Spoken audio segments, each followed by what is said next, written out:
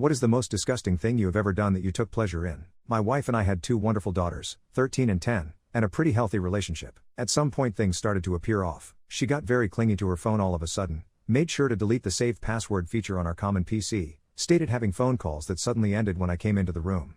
You can probably guess what it was. Now having 15 years of marriage behind us, I was hoping it wasn't what it obviously seemed to be. So one day when she told me she was going to spend some time with the girls, I decided to follow her. Sure enough, I find her driving to a hotel to meet with a guy I will call Steve. To say it was a gut punch was an understatement. I literally cried for an hour straight. After I was done with my self-wallowing phase, I decided the best course was getting even. I thought of several scenarios that may or may not have involved me hurting Steve. Eventually I decided to do things more civilly and more importantly legally, but only just. So the first part of the plan was gathering evidence. I could have just gotten a pie, but I had something better in mind. So one day when my wife was at her job and the kids at school, I installed some small secret cameras and microphones I had bought. Due to the setup of our bedroom, I even managed to get one perfectly overlooking the bed. I didn't however use them while I was at home. So a couple of days pass, when I proposed to my wife that the second to next weekend I should take the girls on a trip and stay a night too.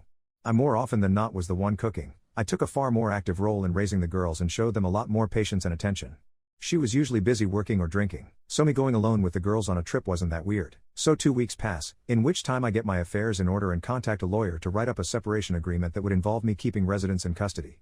I go on the trip, try to not give anything away to the girls and wait and see if Steve and my wife fall into the trap. When I returned I checked the recordings of the weekend, and sure enough it's a 36-hour fest. When they weren't doing the deed, the dialogue was something even better. I found out that Steve had a wife, but even worse, they also talked about me. And I heard the obvious character assassination that I expected about how small my PP was, an insecurity of mine, how I didn't satisfy her. But there was some really hurtful stuff, like her telling Steve some of my deepest secrets and shameful stories that I had only told her about, just so they could have a laugh.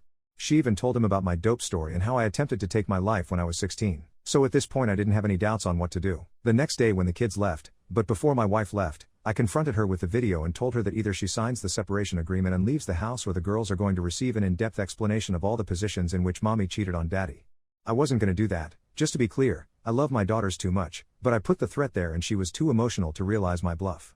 She went through all the stages, denying everything, trying to bargain, threatening me, and getting angry. I let it go through all that stuff. Eventually she signed the paper and she departed that very evening after she told her goodbyes to the girls. I didn't show or tell the girls anything graphic. I was always very honest with them, which is another reason why I was always the favorite parent, so I just said that mommy had been unfaithful.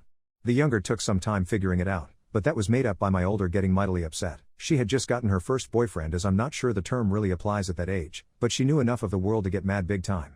This would be important at a would-be custody battle, as though she did for the moment agree to give over custody. I feared, and I was right to fear, that she would try and fight me for the kids. What I didn't expect was for her to use her visitation rights to talk crap about me. Basically she started telling my younger kid about how it was all my fault for not forgiving her. Her lawyer even started demanding she receive custody. So I finally activated my revenge plan. Enter trip to South Carolina. Why South Carolina? Simple. Fort Sumter. I really wanted my daughters to see it. I definitely did not go there because it is one of the last places where revenge porn isn't illegal, and where I could upload my wife and Steve's doings and intimate moments with no worries on the internet and other such sites, as you cannot be prosecuted for crimes that weren't illegal when and where they were committed. I especially made sure to include the clip where Steve could not get it up. I sent the links to my wife's employer, her clients, and everybody in her line of work just to be sure, to Steve's wife and to his firm. Steve soon got a divorce. I feel sorry for his wife as she was an innocent victim in all of this, but I think it's better that she found out. As for my wife, this was the end of any chance to get custody. She soon got fired from her job of 8 years. I got custody. Yes, due to her being unemployed, I got no alimony, but honestly I make enough money to sustain both me and the girls, so I don't care, and I'm good enough at caring for them and they are old enough to allow me to have a full-time job. Several months later, my wife is still unemployed. Last time I spoke to her wife she threatened to come and take my life and how this will be revenge for ruining hers.